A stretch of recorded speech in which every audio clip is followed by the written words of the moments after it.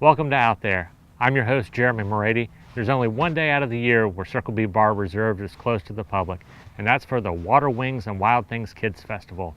And we're here to tell you all about it.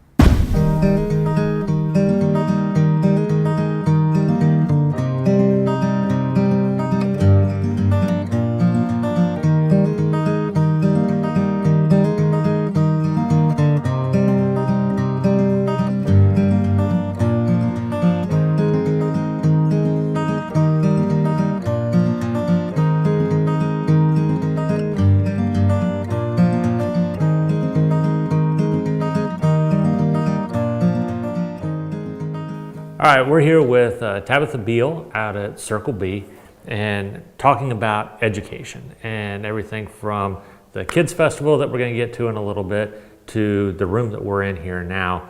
And I mean, just looking around, it's education. And you guys really center on that a lot. For the folks that haven't been down here before, tell us a little bit, if you can, about what we're sitting in right now. Right, a lot of people come to Circle B to enjoy the trails and the wildlife that are here, but there's also this really cool Nature Discovery Center, Polk's Nature Discovery Center, that we're in right now, and we're actually in a room called the Exploration Lab that is all geared towards fun educational learning and hands-on experiences here. So it's just another way that we try to reach our youth, engaging them in some of the cool things that are here in Polk County when it comes to water and natural resources. Well, and that hands-on experience is really kind of what Circle B is all about, and getting that accessibility. And one of the great things that we have out here every year now, going into its fourth year, is the Kids Festival that we wanted to come out here and show folks that aren't second graders, what we're doing during that day when we're shut down and we unfortunately don't allow them in here. Yes, of course. The one day of the year that we close down the whole entire reserve is till we can bring in over 2,000 second graders. And they can come out and be amazed by Polk County's natural resources. And we have around 40 plus vendors, educational vendors, that come on site this day that provide hands-on activities. They get to build and design their own binoculars to take home with them. They get to shift through owl pellets. You'll get to see them interact with a lot of live animal ambassadors and learn more about those animals that are ambassadors for their other species that live out here naturally. And so it's just a great addition to our educational program. Now, this has been kind of gone through some different versions over the years. We're now in the fourth year. Can you tell me a little bit about the history of it? Yeah, definitely. So the Water Wings and Wild Things Nature Festival started out as a public festival that we did around Earth Day before the Nature Center was even built. And as the years went on and we sort of honed in on target audiences and what other educational activities we're able to offer, we realized a group that we really needed to get outdoors more were our younger youth, our pre-K before they come out for our guided programs.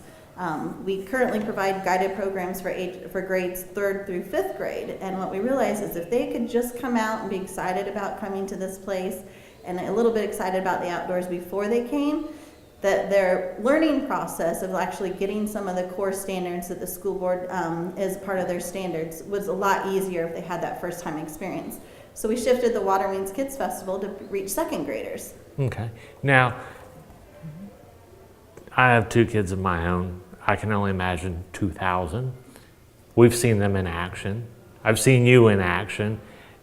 It's really amazing to see how you guys have this down to a well-oiled machine and getting 2,000 children in here, herding them along to all these different vendors. How do you guys do that?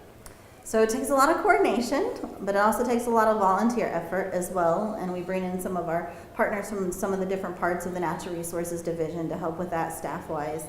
And we've learned every year we make slight improvements. This year we had, I believe, 45 to 50 buses that actually came on site dropping kids off.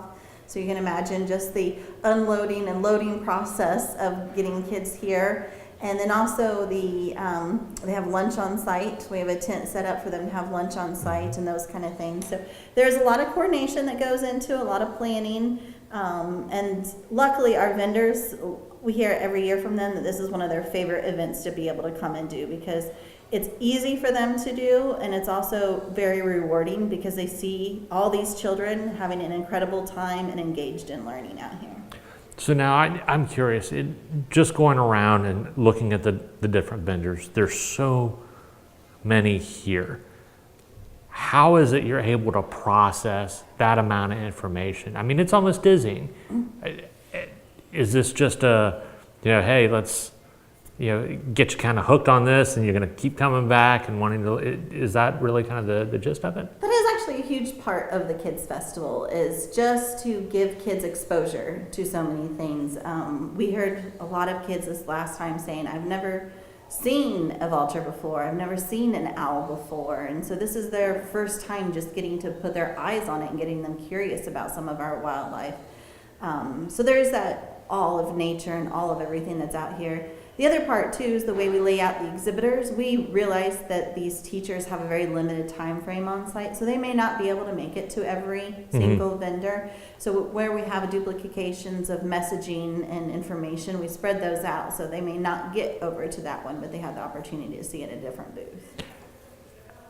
With all of the different vendors, how do you guys go about approaching those partnerships and selecting the folks to come out and do? I mean, you had everything from, looking at the owl pellets to, astronomy to, gators and other, critters that, get brought out here. How do you guys go about we deciding? are so fortunate for the amazing diversity in our vendors and their willingness to work with us. And a lot of it is built over the years. They, and realizing and getting comfortable with coming, the ease of it for them, but also the ability for them to be able to interact with that number of children and that number of people, and giving their information out and getting them excited is a high goal for them as well. So there's that mixture, and then of course they get to hang out here at Circle B for a couple hours in the oak hammock, and I'm sure you have to twist twist some of their arms for that. And so they do also enjoy the environment which we hold the festival in, which is completely outdoors. And a lot of people may not realize that, but we don't let the kids don't come indoors during the festival. They are strictly outdoors the entire time that they are here for the Kids Festival. Might be some of the only outdoors that they get too. It is, yes, definitely. I think it is. It's a big change for them, and we're very fortunate. This last year, we've had some schools that in the past were not allowed to take field trips, those kind of things. That the usefulness of this experience coming from the schools and other teachers and stuff has been merited high enough that those principals allowed those schools to come out and stuff, that are groups that would not normally get this exposure. Well, and looking at how tight some things are at times in this day and age, some of that financial cost is shared upon some of the partnerships that we have as well to get the kids here. Most definitely. This year, every year we seek grant funding or shared cost partnership funding, as you're mentioning, to pay for the busing. So we actually pay for the busing for like the first 20 school buses that are reserved the day as they're signing up for it. So 20 buses are free to the schools, first come, first serve for those. So. Wow, that's incredible.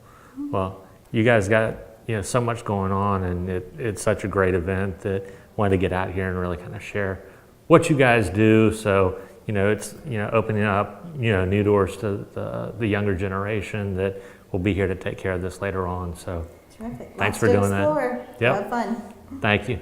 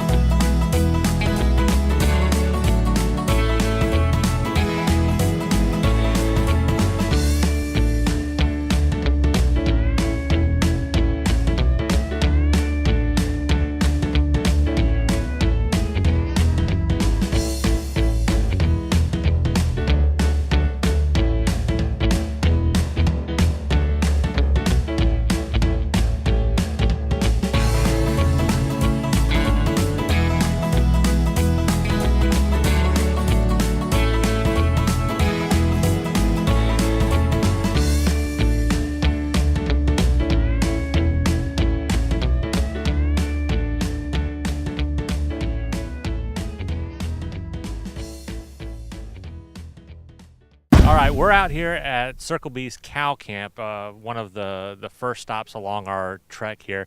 And I'm here with Grazer, who is stuck in a little bit of a different time than us, but very willing to talk and gives a great history on what goes on out here at Circle B's cow camp. Hey, once again, my name is Grazer. I'm a Florida cow hunter, and I hunt what we call Florida scrub cows. And we call them scrub cows because Florida's an open range state. Now, what I mean by open range, if I wanted to feed my cows, if I had some cows, all I do is open up the gate, let the cows loose, whatever them cows find, they're going to eat. So I would want to remind the gentleman that might be around this area here, if you're going to plan on homesteading anywhere around these parts, when you get that cabin of yours built, well, as soon as you can get that woman of yours off that roof from thatching the roof, you need to make sure she builds you a fence around your vegetables. Because if you don't, my cows are going to eat your vegetables. Of course, I don't mind having fat cows, but I sure do mind having grown men in my camp at night when your belly be scratching your backbone because that woman of yours didn't put no fence around your vegetables and you ain't got nothing to eat. Now, we got about 32 major cattle owners here in the state of Florida. In the Kissimmee Valley, most every cow belongs to Mr. Jacob Summerlin. He's known as the Cracker King of Florida. I work for Mr. Summerlin, pays me $1 a day. Now, that's good wages. Now, when it comes to branding or marking the cows, we mark the cows. And we do that by cutting off the tips of each ear. We also put an undercut on the cow's left ear. Now, we don't use a hot brand anymore. Now, you think about it, if you had a little old calf and you brand that calf, oh, the brand's going to look mighty pretty. But that little calf, why, you still got to grow up. Anywhere from 4 to maybe 7 years before we can take it to the market. What happens is the hair grows back out and the hide stretches. You ain't going to see the brand no how. But when it comes to them cow's ears, you can always see the cow's ears. So I would want to warn folks, if you plan on buying a cow and somebody try to sell you a cow that ain't got no ears at all, well, you might not want to be buying that cow. Well, with some of the little ones that we have out here for Circle B, for our festival here, we don't brand them at all or mark them, but you do talk to them a little bit. And when you've done this, I know you've been out here in past years, it always seems to be kind of a marvel that people live this way. How is it that you relate to, what they deal with on a daily basis to the way that you live in your time? Well, as my mama used to say, if you didn't have it, you didn't miss it. Now, a lot of folks, they come up to me and say, well, I remember cooking on things like that when I was young. Well, this is the way we cook in 1876. So pretty much it's pretty easy to tell the kids there they can correlate with one another and decide that we are back in that time of 1876. So it's not too difficult for the kids to understand that, though. Okay. What are some of the other things that you show them? I know you've got a number of things here behind us, and also you've got your cracker whip here. Tell us a little bit about the demonstrations and things you go through. Well, a lot of things that we do is demonstrating to the kids the lifestyle that we lived in 1876. But the most famous thing that we're known for is the Florida cracker, as we're called.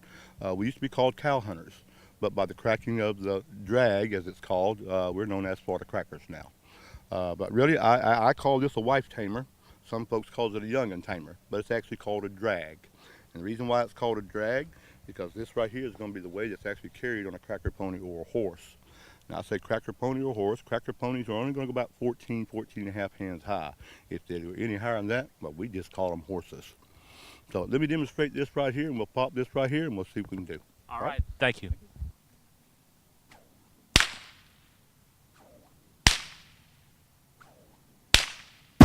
And we're here with Craig Johnson with Natural Areas Management for Polk County.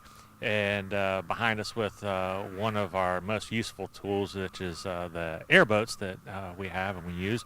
But I want to talk to you a little bit about what you guys are doing out here at the Kids Festival today and walking through. It looks like we got a little bit of a course out here. Yep. Tell us what's going on. Well, we're out here explaining to the kids exactly what we do on a day-to-day basis, from whether it's spraying on an airboat for invasive plants, or it's out preparing lands for a burn, or just managing invasive species on all of our properties we have throughout the county. And how do you guys go about doing those types of things and managing these pretty big pieces of property? Well, we have a pretty diverse crew that's a lot of years experience, and we'll do anything from mechanical removal of plants to herbicide to tractor work with our John Deere tractors. We'll go in fence lines, you name it, we can do it. Okay, and Walk us through exactly, what is it that you have the kids come out and do to experience a little bit of what you guys see every day? Well, we'll sit down. We have a board and show them exactly kind of what a prescribed fire is and how we do a prescribed fire and what the main invasive plants that we treat throughout the county are. And then we'll line them up and we'll let them run through and beat through some palmetto bushes and jump some obstacles. And at the end, they'll take and they'll spray with a fire truck and spray out our fake wooden fires we have. And they seem to get a kick out of that every day. And they get a good understanding of what we do. It's fun, and we enjoy it every year when Water Wings comes around. Well, thanks so much for coming out here and doing this, and can't wait to see them start running through. No problem. Thank you, Jeremy. We're now here with Jenny from Lake Louisa State Park, and a special guest with us, Rex, who's kind of the star of the show when it comes to the Kids Festival out here. Tell us a little bit about what you guys do to help educate these kids. Yeah, so at Lake Louisa State Park, we not only take care of the land and therefore the animals that are living in that area, but we also try to educate people. That way they can take that home with them and hopefully spread the message further on, because it doesn't just take us as staff taking care of land. We also need our future generations to be interested and have that love for nature the way we do. So we always try to make sure that kids understand that wildlife, snakes, just like any other thing that has fur on it, it's just part of what exists outside, and it's all a very well, careful, balanced nature when you have everything there. So you should always be careful around snakes because it's a wild animal. Just like you don't go up and pet a squirrel or something like that, you don't go up and pick up a wild snake. But of course, you always respect them and you never harm them. So that's what we're trying to reach out, teach them a little bit about the park where we're at, so they get to see a little bit of the real Florida. And then that they get to maybe touch a snake, just so that they understand that this is a pet snake, but like anything else, it's something you care for. Yep. Well, tell us a little bit about Rex and how you guys use him. Yeah, so Rex here is one of our interpretation snakes. So we get a lot of requests from schools and other nature areas that ask us to come out and talk about snakes. And we, of course, we've had him for several years. He's very calm around people. And as a rat snake, they're good at climbing. So it's good because he holds on to me. But in general, very calm animal. And as you can see, he gets along well with people. And we're out here at the Kids Festival talking with Mike now. A little bit about astronomy, and you have a heck of a setup here right next to you. Yes. Tell us a little bit about what you got going on right now.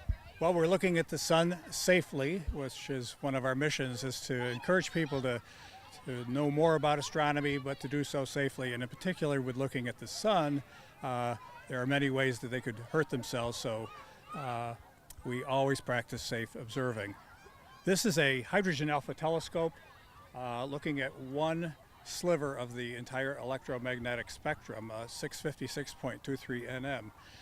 And what you will see in this scope would be a very quiet disk right now. We're at the just about the midpoint of solar minimum, which is an 11-year cycle. A few years ago and a few years from now, you'll see more activity on the actual disk of the sun. What we can do with this scope, however, is look at solar prominences and flares, which are visible this morning, and we hope the kids will have a chance to take a look. But it's a very, very specialized telescope. No other stars are visible in this except the one that's closest to us, the sun. All right, sounds wonderful. Well, thanks so much for sharing that with us, and we're going to talk also a little bit about what's going on with the local astronomy club too. Right. So thank you so much. My pleasure. And now we're here to talk to Cleve about the Imperial Polk Astronomical Society, group of good local folks, and you guys come out to do a little education with the kids. Tell us a little bit about what you got behind you. Well, what we're doing here, besides looking through the telescope, is we try to educate them a little bit about lake pollution, the effects that it has on wildlife, on vegetation, and even on us, because lake pollution affects everything on Earth. And we just like to let them know what it does, the bad points about it, and what they can do to help eliminate it. And especially as amateur astronomers, we don't like lake pollution. Not at all, and I can relate being a photographer and wanting to get out there at night and do some of that. Tell us a little bit about in getting into more detail about what you tell them. How does light pollution, affect these different elements between nature, between us as humans, and the interaction? One of the examples we use is the sea turtles. When they lay eggs, when they hatch, they tend to go towards light. So light pollution will actually draw them inland instead of out to the sea. And obviously that's not good. As far as our environment, the night sky naturally at night, a dark sky actually cleans the air. When there's light pollution, and Las Vegas is a good example because it's pretty much shrouded in smog because they don't have clean air at night because it's polluted with light. So obviously breathing that air is not good. So that's how it affects us. So how about here in Polk County? How well do we do as far as light pollution goes? Do you want the truth? Very much. Because light pollution is, I would say, between moderate to heavy. If you look up anywhere from Lakeland, at night you can't see the Milky Way. About the only place you can is to get outside of Lakeland, like one of the parks where we do presentations. It's Polk Creek State Park. You can see the Milky Way out there. But here in Lakeland, you can't. All right. Well, thank you so much for joining us. And we are out here now with Shannon from Water Ventures with their fancy trailer here that's helping to educate some of our young students coming through the festival today. Can you tell us a little bit about what you got going on behind us? Well, we are a traveling mobile science learning lab. We travel all over the state of Florida and we educate students on our natural resources, water conservation, recycling, things that they can do even starting today that are going to have a big positive impact on the environment, how to generate new water steward ambassadors. Now, we've got a table here to your right and another exhibit back behind me. What is this? Can you explain a little bit to us in what the kids start out doing here? Absolutely. So the table that's over to my right here, that table teaches students about our watersheds. So it teaches them what we're building near water, what pollution we create getting into our water, how it can have a negative effect on the environment. It teaches students how trees have a positive impact on the environment by soaking up all of the pollution that's caused. To your left, we teach students about the 4 layers of Florida: soil, sand, clay, and then of course limestone, and how those layers filter the water before it gets into our aquifer, which of course is where we get our water from. All right. Well, it looks like we just kind of stepped into a limestone cavern here. Tell us what's going on when we first step in. This is my favorite part about the truck, just because of the reactions that students have to it. When you first step in, you're stepping into a model or a representation of our aquifer. So right here we've got limestone. And this is where we teach students that springs are the opening of an aquifer, or a little bit more detail about the aquifers themselves. Now, let's keep on moving back here. We have a whole bunch of interactive games. I always like to ask if the students like to teach their teachers buttons. But of course, on the truck, they can push all the buttons that they want. They're here to learn about Florida, its resources, conservation, and recycling. So they can play these interactive games. We have a lot of touchscreen games. This one in particular goes over the water cycle. We have another game in the back that teaches what can and should be recycled. And then we touch upon what students can do, even like I said, starting today, as far as recycling, that's going to have a positive impact on the environment. So we teach our message through a lot of hands-on and interactive games and learning. So during our presentation, one of the questions I like to ask, it's based on our conservation game here, is at the end of the day, what's going to use less water? Taking an 8 to 10 minute shower, or taking a bath? What do you think, Jeremy? I'm going to go with taking a bath. Okay, so taking a bath uses, when we turn the knob here, it uses about 25 gallons of water. When we take an average of an 8 to 10 minute shower, we use about 105 gallons. It goes so far down, it's almost towards the bottom there. Wow. So big picture, students can really grasp what they're doing every day that's affecting how much water we're using and how that affects our environment and our watersheds. But more importantly, I was right. That too, yes.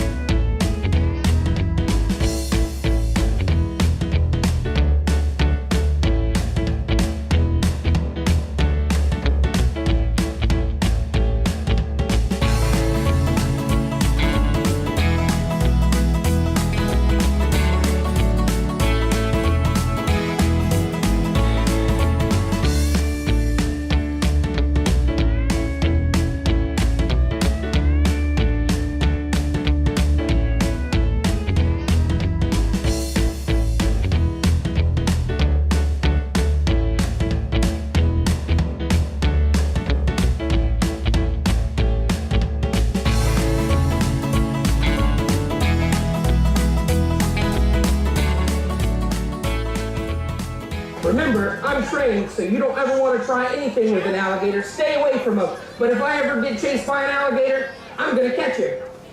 I'm going to roll him over, and I'm going to give him a little nap.